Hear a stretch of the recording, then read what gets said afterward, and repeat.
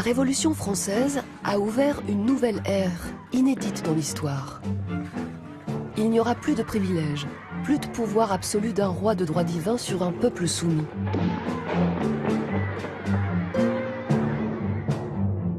Les hommes naissent et demeurent libres et égaux en droit, telle est sa promesse. Vaudra-t-elle pour les femmes? Elles seront quelques-unes à poser cette question obstinément tout au long de ce siècle révolutionnaire qui s'annonce. La Révolution libérera-t-elle les femmes? La première d'entre toutes, Olympe de Gouges, veut le croire. Homme, es-tu capable d'être juste? Dis-moi, qui t'a donné le droit d'opprimer mon sexe? Ta force? Tes talents? Olympe de Gouges a cru aux promesses de la Révolution. Elle sait bien tout ce que les femmes ont à y gagner.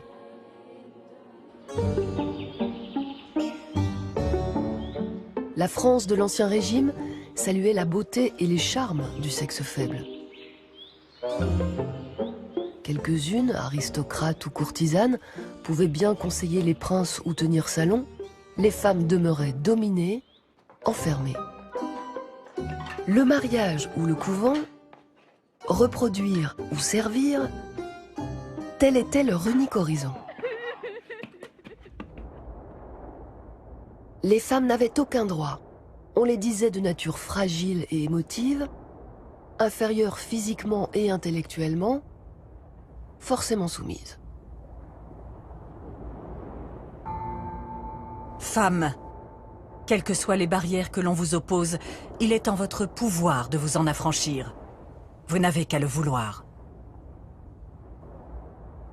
De la volonté et de l'audace, Olympe de Gouges en a eu plus que tout autre.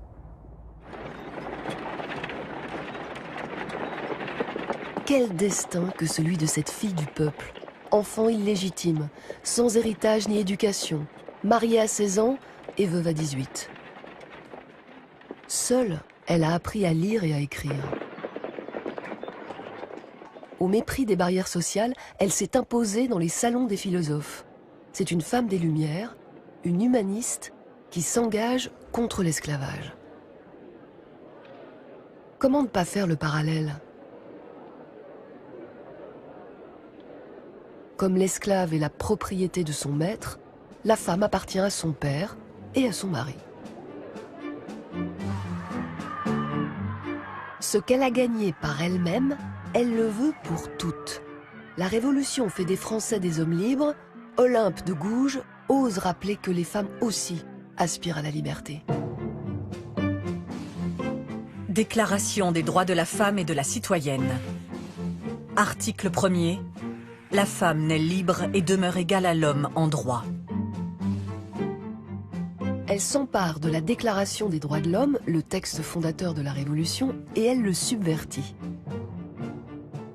Déclinant chacun de ces articles au féminin, Olympe de Gouges rédige la Déclaration des droits de la femme et de la citoyenne.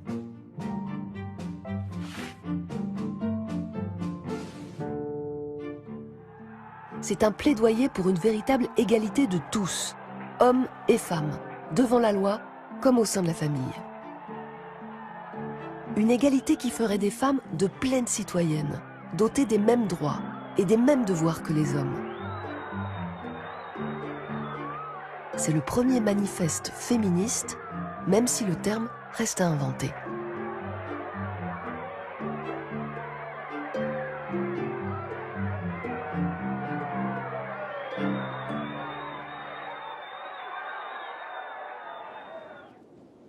La Révolution a libéré les femmes. Elle les a émancipées de la tutelle des pères et des maris. En 1792, le droit au divorce est proclamé. Mais le droit de participer pleinement à la vie politique leur est refusé.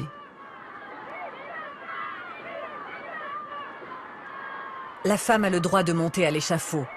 Elle doit avoir également celui de monter à la tribune. Les espoirs d'Olympe de Gouges ne durent pas.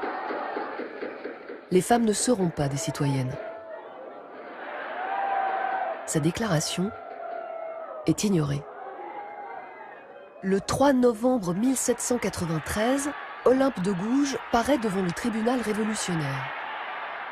Dans ses pamphlets, elle a dénoncé la terreur et les crimes de Maximilien de Robespierre. Ces mots la condamnent. Elle est guillotinée le jour même. Elle n'a que 45 ans.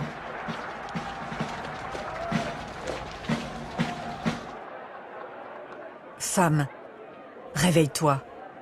Le tocsin de la raison se fait entendre dans tout l'univers. Reconnais tes droits.